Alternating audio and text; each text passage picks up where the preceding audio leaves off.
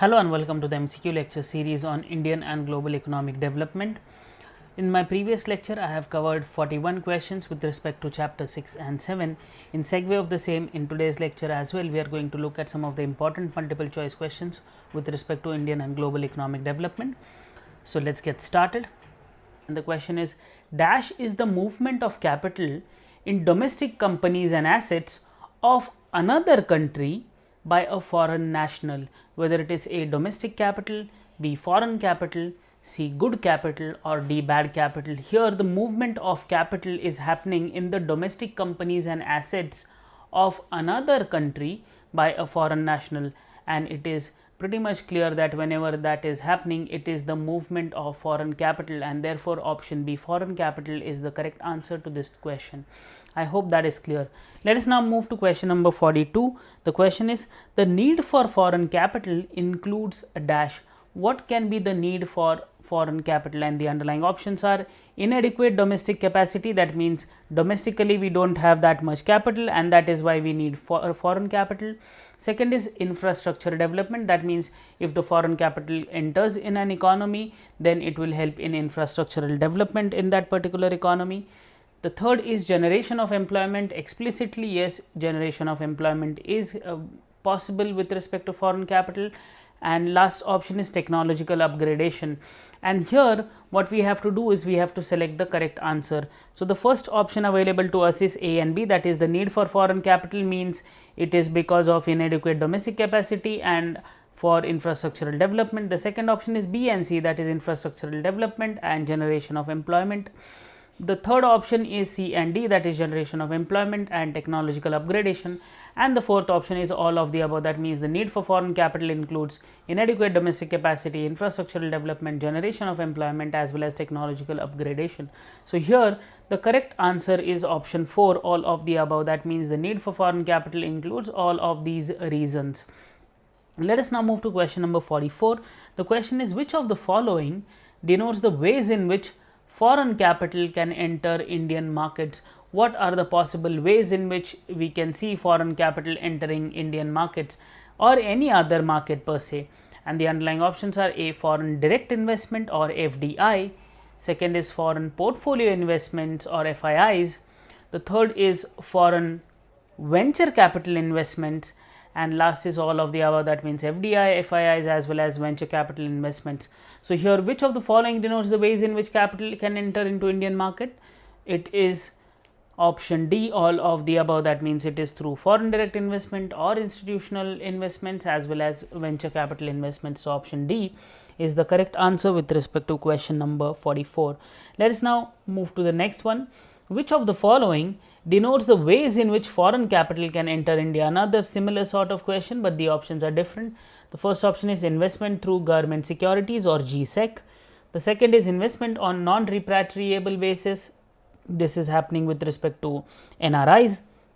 The third is foreign venture capital investment, and the last is all of the above. So here again, which of the following ways in which foreign capital can enter India? All of these are, that means investment through government securities, non-repatriable basis, and also venture capital investment. So in question number 44 and 45, we have seen 5 important ways in which foreign capital can enter into Indian markets. 5 because I have repeated foreign venture capital investments in both the questions. So let us look at the 5 ways: foreign direct investment, foreign portfolio investment, foreign venture capital investment, investment through government securities as well as investment on non-repatriable basis. So here 5 important ways in which foreign capital can enter into any market per se. Let us look at question number 46. Which of the following denotes the ways in which foreign capital inflow can take place? Again a similar sort of question and framed in a different fashion. So let us look at the underlying options. First is FDI and FII, second is external commercial borrowings or ECBs, and the third is ADR and GDR, that is American depository receipts and global depository receipts, and last is all of the above. So here which of the following denotes the ways in which foreign capital inflow can take place? It is all of these, that is FDIs and FIIs, external commercial borrowings as well as ADR and GDR, that is American depository receipts and global depository receipts. So option D, all of the above, is the correct answer to this particular question. I hope that is clear. Let us now move to the next one. what can be the advantages of foreign capital for a country? Because since foreign capital is entering into a economy, what are the possible advantages of foreign capital to that particular country or economy? And let us look at the underlying options. The first option is increases domestic employment, second is technological improvements, third is taxes and revenues for the government, and last is all of the above. So here, what can be the possible advantages of foreign capital for a country? Option D, all of the above, is the correct answer, because the advantages can be reaped in the form of domestic increase in the domestic employment, it can be reaped in the form of technological improvements and know-hows, it can be reaped in the form of extra taxes and revenues for the government. So option D, all of the above, is the correct answer to this particular question.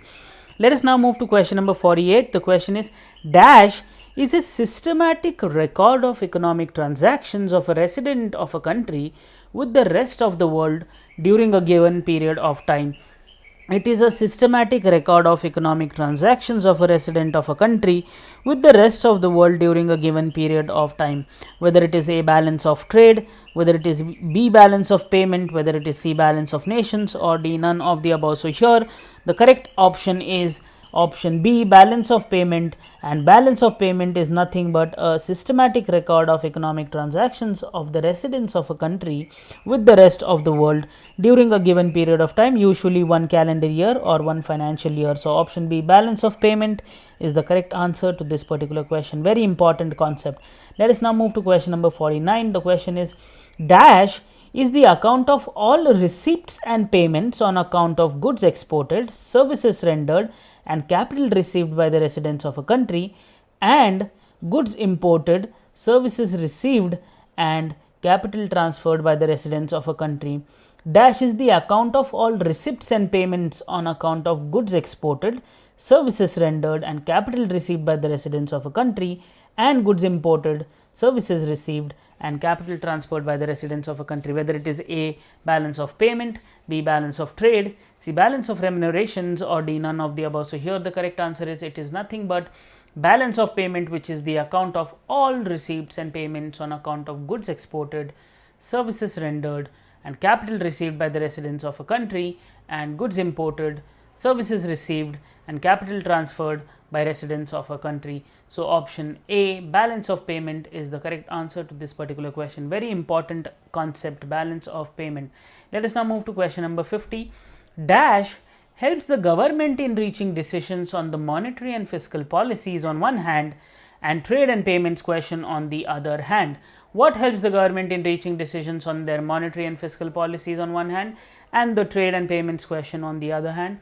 Whether it is A, balance of trade, B, balance of payment, C, balance of remunerations, or D, balance of government spending. So here the correct answer is balance of payment helps the government in reaching decisions on monetary and fiscal front on the one hand, and trade and payments question on the other hand. So option B, balance of payment, is the correct answer to this particular question.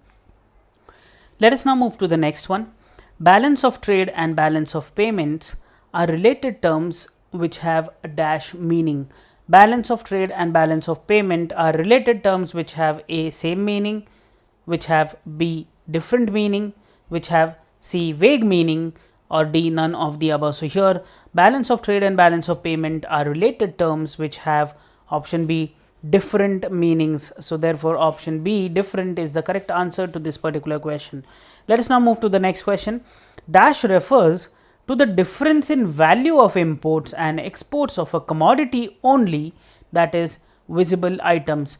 Dash refers to the difference in value of imports and exports of commodity only, that is the visible items. Whether it is A, balance of trade, B, balance of payment, B, C, balance of remunerations, or D, balance of government spending. So here it is nothing but balance of trade, which refers to the difference in value of imports and exports of commodities only, that is only the visible items. So option A, balance of trade, is the correct answer to this particular question. Let us now move to the next one. Movement of goods between countries is known as dash trade because the movement is open and can be verified by customs officials. Movements of goods between countries is known as dash trade because the movement is open and can be verified by customs official. Whether it is A, visible, that means movement of goods between countries is known as visible trade because the movement is open and can be verified by the customs officials. Whether it is B, invisible trade, whether it is C, secret trade, or D, none of the above. So here the correct answer is, it is quite obvious that option A, visible, is the correct answer because it can be verified by the customs official and the movement is open. So the movement of goods between countries is known as visible trade because the movement is open and can be verified by the customs official. So here option A is the correct answer to this particular question. Let us now move to the next one.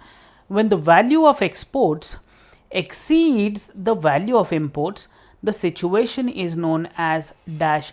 When the value of exports exceeds the value of imports, the situation is known as A, favorable balance of trade, B, adverse balance of trade, C, very difficult trade situation, or D, very easy trade situation. So here the condition is the value which is coming to me with respect to exports is greater than what I am rendering for my imports, and such a situation is called as favorable balance of trade, and option A, favorable balance of trade, is the correct answer to this particular question.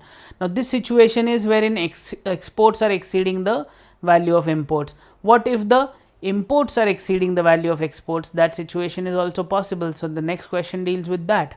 The question is, when the value of imports exceeds the value of exports, the situation is known as A, favorable balance of trade, B, adverse balance of trade, C, very difficult trade situation, and D, very easy trade situation. So here the correct answer is, it is obviously adverse because now here the value of imports is exceeding the value of exports, and as a result this trade situation is adverse balance of trade situation. So option B, adverse balance of trade, is the correct answer to this particular question. Let us now move to the next one. Dash account deals with payment for currently produced goods and services. Which account deals with payment for currently produced goods and services? Whether it is A, current account of balance of payment, whether it is B, capital account of balance of payment, whether it is C, government savings account, or D, none of the above. So here the correct answer is option A, current account on balance of payment, deals with payment for currently produced goods and services. So option A, current account of balance of payment, is the correct answer to this particular question. Let us now move to the next question. Dash account includes interests earned or paid on claims and also gifts and donations.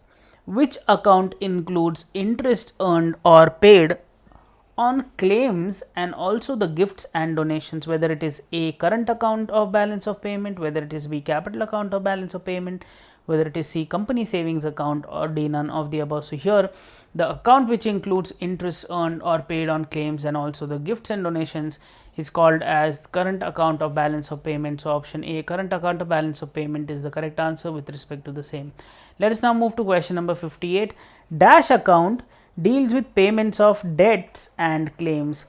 Dash account deals with payments of debts and claims. Whether it is A, current account of balance of payment, whether it is B, capital account of balance of payment, C, firm's saving account, or D, none of the above. So here the account that deals with payments of debts and claims is called as the capital account of balance of payment, and therefore option B, capital account of balance of payment, is the correct answer to this question. I hope the question is pretty much clear. Let us now move to the next one. Dash account of balance of payment has direct effect on the level of income in a country. Which account of balance of payment has a direct impact or effect on the level of income in a country? Whether it is A, current account of balance of payment, whether it is B, capital account of balance of payment, whether it is C, company savings account, or D, none of the above. So here the account of balance of payment which has direct effect on the income in a country is called as the current account of balance of payment. So option A, current account of balance of payment, is the correct answer with respect to this question. Very important question. Let us now move to the 60th question. The question is, dash account of balance of payment influences the volume of assets which a country holds. Dash account of balance of payment influences the volume of assets which a country holds.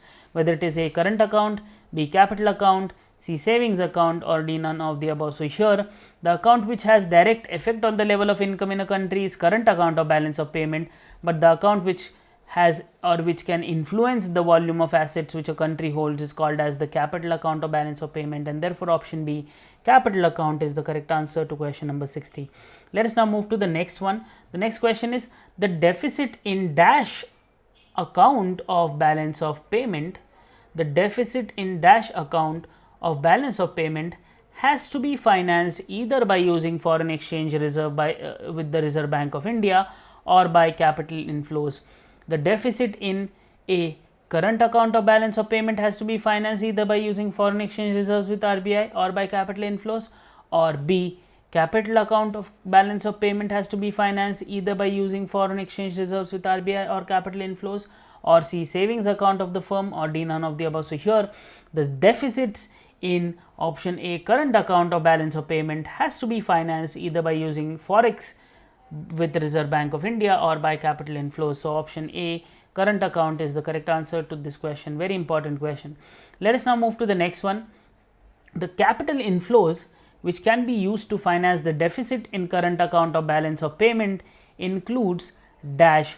The capital inflows which can be used to finance the deficit in current account of balance of payment includes A, foreign assistance, B, foreign or the foreign direct investment or fund flowing through foreign direct investment, C, funds flowing through FII or foreign institutional investments or portfolio investments, D, commercial borrowings or external borrowings from abroad, and D, non-resident deposits. So here we have to select the correct answer. The capital inflows which can be used to finance the deficit in current account of balance of payment includes what? The underlying options are, first option is A and B, that is foreign assistance and funds flowing through foreign direct investment. Second option is B, C and D, that is funds flowing through FDI, FII and commercial external borrowings or commercial borrowing from abroad. The third option is C, D and E, that is FII, commercial external borrowings or borrowing from abroad, and non-resident deposits. And last option is fourth option, which is all of the above, that means foreign assistance, FDI, FIIs, commercial borrowing from abroad and non-resident deposits. So here the correct answer is the capital inflows which can be used to finance the deficit in current account of balance of payment includes all of the above. So option D, or option 4 rather, all of the above, is the correct answer to this particular question. Let us now move to the next one. Current account of balance of payment is also known as dash. Current account of balance of payment is also known as A, non-tradable account, B, trade account, C, important account, or D, none of the above. So here the correct answer is the current account of balance of payment is also known as trade account. So option B, trade account, is the correct answer to this particular question. Let us now move to the next one. The freedom to convert your rupees into another internationally accepted currency and vice versa without any restriction whenever you make payments is known as dash.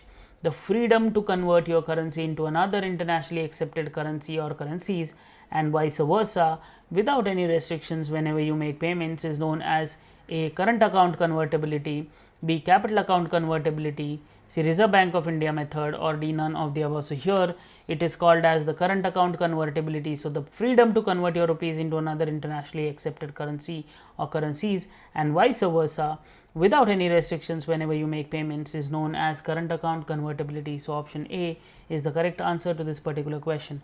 Let us now move to the next one. Dash means the freedom to conduct investment transactions without any constraints. The freedom to conduct investment transactions without any constraints is known as what? And the underlying options are A, current account convertibility, B, capital account convertibility, C, Reserve Bank of India method, or D, none of the above. So here capital account convertibility means the freedom to conduct investment transactions without any restrictions. So option B, capital account convertibility, is the correct answer to this question. Very important question. Let us now move to the next one. Indian rupee has been made fully convertible in current account transactions since dash year. Since when the Indian rupee has been made fully convertible in current account transactions? Whether it was in the year 1991, B, 1992, C, 1993, or D, 1994. So here the correct answer is the Indian rupee has been made fully convertible in current account transactions since 1994. So option D, 1994, is the correct answer with respect to this question.